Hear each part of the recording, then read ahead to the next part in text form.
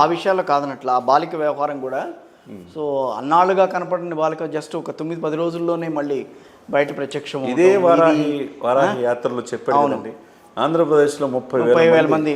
But ఇప్పటికీ ఆ లెక్క తేలట్లా, 30,000 మంది లెక్క తేలట్లా. అన్నీ వస్తాయి. ఇప్పుడు సరే 30,000 మంది పక్కన పెట్టండి. ఒక తేజస్విని అమ్మాయి, ఒక అమ్జద్ అనే ఒక ముస్లిం కుర్రాడు హోటల్ మేనేజ్మెంట్ కోర్స్ చేస్తూ ఉంటే అమ్మాయిని లోపరుచుకొని మభ్యపెట్టి ఆ పిల్లని ఇక్కడి నుంచి తీసుకెళ్ళి కిడ్నాప్ చేసి కేరళ తీసుకెళ్ళి, బెంగళూరు తీసుకెళ్ళి, చెన్నై, తట్ నుంచి ఢిల్లీ తీసుకెళ్ళి, చివరికి జమ్మూలో అమ్మాయి నగలు కూడా తీసుకొని అమ్మాయి ఫోన్ కూడా మాట్లాడలేకుండా ఎంత చిత్రహింసలకు గురి చేసి ఉంటాడండి. అవును. మరి ముఖ్యమంత్రి గారు ఏం చేస్తున్నట్టు జగన్మోహన్ రెడ్డి గారు 151 సీట్లు ఇచ్చినప్పుడు మరి డీజీపీ ఏం చేస్తున్నారు, సాక్షాత్ తానేటి వనిత అంతకుముందు హోమ్ మినిస్టర్ ఏం చేస్తుంది, మీరు పక్కన తాడేపల్లి కొంత దూరం విజయవాడ మాచవరం పోలీస్ స్టేషన్లో తల్లి 9 మాసాల మోసి కనిద్దండి, తన బిడ్డ పోతే ఆ బాధ తెలుస్తుందా? మరి ఎవరు కూడా మీరు నిర్లక్ష్యం చేస్తే ఇదే పవన్ కళ్యాణ్ దగ్గరికి వెళ్తే ఎందుకు 9 రోజుల్లో సమస్య పరిష్కారమైంది? సమర్థవంతమైన రామకృష్ణ గారు ఒక ఫోర్స్ను పంపించి ఎలా తీసుకొచ్చాడు ఆ పిల్లని? ఆ పిల్ల ఇప్పుడు కంప్లైంట్ ఇచ్చింది కదా వాడి మీద. అటువంటి ద్రోహి సంఘ విద్రోహ శక్తులుగా ఆడపిల్లలు వశపరుచుకొని మోసం చేస్తూ ఉంటే, అంతకుముందు క్రిమినల్ చరిత్ర అతను ఉంటే అతన్ని రక్షించింది ఎవరు? మీ ప్రభుత్వం కాదా? మీ నాయకులు కాదా? యంత్రాంగం ఏం చేస్తున్నట్టు? అదే పవన్ కళ్యాణ్ మరి 9 నెలల్లో ఆయన ఏమన్నాడండి మాల్లో, నేను రోజు దేవుడిని మొక్కుంటున్నాను అమ్మాయి క్షేమంగా రావాలని, అమ్మవారిని కోరుకుంటున్నాను అన్నాడు. అమ్మాయి ఒకతే కాదు, చాలా మంది ఉన్నారు ఇంకా తన బిడ్డలాగా. ఇప్పుడు ఐడెంటిఫై చేసి వచ్చింది, మిగతా బిడ్డలు కూడా అలా తీసుకొచ్చే బాధ్యత తీసుకుంటాడు, డెఫినెట్గా తేవాలి. ఆడపిల్లలు అర్ధరాత్రి స్వేచ్ఛగా ఎప్పుడైతే ఆడపిల్ల రోడ్డు మీద తిరగలదు, నిజమైన స్వాతంత్రం అన్నాడండి మహాత్మా గాంధీ గారు. అది కనపడుతుందా? కానీ చందు గారు ఇక్కడ సమన్వయం ఎంతవరకు నడుస్తుంది ఇవాళ? సరే కొత్తగా నడుస్తుంది కాబట్టి కొత్తగా ఆ ఛార్జ్ తీసుకున్నారు, తర్వాత అటు జనసేన కార్యకర్తలు కానీ టీడీపీ వాళ్ళు కానీ ఓకే మీరు చేసిన దానికి ఓకే అంటున్నారు. బట్ రాబోయే రోజుల్లో కొన్ని సందర్భాలు, మొన్న ఈ మధ్యన ఒక గ్రామంలో అటు వీళ్ళు వాళ్ళు కలిసి కొట్టుకోవటం, సంథింగ్ ఏదో అభిప్రాయ భేదాలు రావటం, అంటే ఇలాంటి సిచ్యువేషన్స్ వస్తే కనుక ఎట్లా ట్యాకిల్ చేస్తారనేది కొంచెం ఆలోచించాల్సిన విషయం. ఇక్కడ 3 పార్టీలు కలిసి ఉన్నాయి కాబట్టి ఈ మాట, లేకపోతే అదర్వైజ్ ఎవరు మాట్లాడారు. మీరు ఈ విషయంలో డౌట్ పడాల్సిన అవసరం లేదు.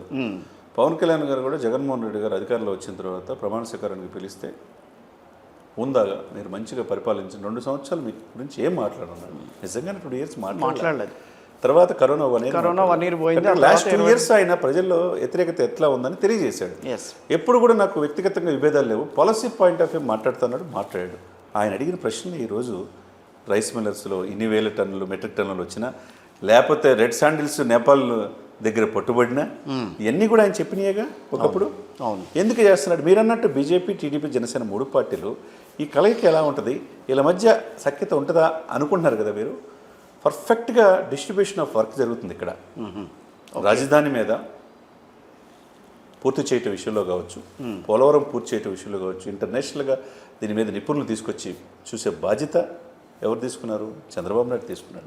4.5 దశాబ్దాల అనుభవంలో పెట్టుబడులు ఎలా రావాలో, నిన్న oil refinery, Bharat oil refinery BPCL దాదాపుగా 60,000 కోట్లతో మచిలీపట్నం కేంద్రంగా రాబోతుంది. దానివల్ల వేలాది మంది ఎంప్లాయ్మెంట్ వస్తుంది. మరి గత ప్రభుత్వం ఎందుకు తీసుకురాలేపారు? ఇప్పుడు బాలశౌరితో పాటు నేను వెళ్ళి హరిదీప్ సింగ్ దగ్గర మినిస్టర్ కలిశారు. అదేవిధంగా నిధులు, స్పెషల్ స్టేటస్ సరే తెరమరుగైందని అంటున్నారు కొంతమంది. స్పెషల్ స్టేటస్ ఇకపోయినా స్పెషల్ ప్యాకేజ్ అని ఇవ్వమని వాజ్పేయి లడ్డు అన్నారు. సరే ఇవన్నీ పక్కన పెడితే స్పెషల్ ప్యాకేజ్ ఇవ్వమని అవతల బీహార్ నితీష్ కుమార్ అడుగుతున్నారు. బుందేల్ఖండ్ ప్యాకేజ్ ఉంది. ఇవ్వాల్సిన బాధ్యత ప్రాంతీయ పార్టీల మీద డిపెండ్ అయ్యే సెంట్రల్ ఉంది కాబట్టి ఇప్పుడు మోదీ గారు ఇస్తారు, ఎక్కువ నిధులు ఇవ్వమన్నారు. తర్వాత అమిత్ షా దగ్గరికి వెళ్ళారు. ఆయన వంతు ఆయన 16 మంది ఎంపీలు ఉన్నారు. 2 ఎంపీలు జనసేన ఉన్నాయి, 18 మంది ఎంపీలు, బీజేపీ 3 ఉన్నాయి, 21 మంది ఎంపీలు. మరి చేయాలి కదా, రాష్ట్రానికి కావాల్సిన ఇప్పుడు చేయించుకునే ఇది ఆయన చూసుకుంటున్నాడు అడ్మినిస్ట్రేషన్. ఇకపోతే పంచాయతీరాజ్, గ్రామీణాభివృద్ధి కావచ్చు, అడవుల సంరక్షణ కావచ్చు, సైన్స్ అండ్ టెక్నాలజీ కావచ్చు, రూరల్ డెవలప్మెంట్ కావచ్చు, చూస్ చేసి తీసుకున్నట్టున్నారు కదా పర్ఫెక్ట్గా. ఆయన చెట్లతో మాట్లాడతాడు, మొక్కలతో మాట్లాడతాడు సార్. మనుషులతో మాట్లాడరా? ఎక్కువగా మొక్కలు అంటే మనం ఆశించకుండా మన కుర్చీ అయి ఉంటుంది. చెట్టు పెరిగి ఆక్సిజన్ ఇస్తుంది, పడుకోవడానికి బెడ్ అవుద్ది, చివరికి చచ్చిపోవడానికి 4 కట్టలే మిగిలేదు. మీకు ఏమైనా డౌట్ ఉందా? ఏమన్నా మన ఉంగరాలు ఏమైనా 6x4 అటు ఇటు తీసి ఏమైనా మొలతాడు, వెండి మొలతాడు ఉన్నా తీసేస్తారు. అంటే ఏవి ఆశించకుండా పెరిగే చెట్లు, ఆ చెట్టులనే వీళ్ళు విధ్వంసంగా చేస్తుంటే రెడ్ శాండిల్లో అక్రమంగా దొంగలు అనేక పుష్పరాజులు తమిళనాడు నుంచి అక్రమంగా వెళ్ళి శేషాచంద్ర కొండలను కరిగిస్తుంటే చూస్తూ ఉంటాడా? అటవీకి రాజుగా ఎవరు వచ్చాడు ఇప్పుడు? పవన్ వచ్చాడు. ఆయన రూపాయి తినడు, ఎవరు తినేయడు, మీకు నో డౌట్ ఎట్ ఆల్. అటువంటి వ్యక్తి చూస్ చేసుకొని మంచి పరిపాలన మీద ఒక నిపుణుడు కనపడుతున్నాడు అతనిలో.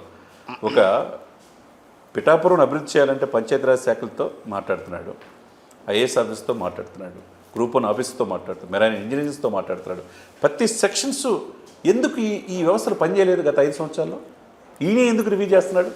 ఈయన ఎందుకు దాని మీద దృష్టి పెట్టాడు? దాంట్లో పరిపాలన మీద దృష్టి పెట్టడం. కాబట్టి వర్క్ డిస్ట్రిబ్యూషన్ క్లియర్గా ఉంది ఇక్కడ. పవన్ కళ్యాణ్ బాధ్యత పవన్ కళ్యాణ్ చేస్తున్నాడు. సరి సమానంగా సహ ముఖ్యమంత్రిగా, నేను డిప్యూటీ సీఎం అని అంటలే, ఇక్కడ సహ ముఖ్యమంత్రిగా బాధ్యత వ్యవహరిస్తున్నాడు. ఇద్దరు అరమరికలు లేకుండా ప్రతి కార్యాలయాల్లో చంద్రబాబు నాయుడు గారు, పవన్ కళ్యాణ్ ఫోటో కనబడుతుంది. గతంలో ఎక్కడైనా చూసామా మనం? లేదు. ఏ దేశంలో అయినా మనం చూసామా? అంత ఇంపార్టెన్స్ పవన్కి ఎందుకు ఇస్తున్నారంటే ఈజ్ ద కింగ్ పిన్. సెంట్రల్లో కూటమి కట్టడంలో కానీ, ఇక్కడ అధికారులు రావడానికి కానీ పవన్ కళ్యాణ్ కీలకమైన వ్యక్తి.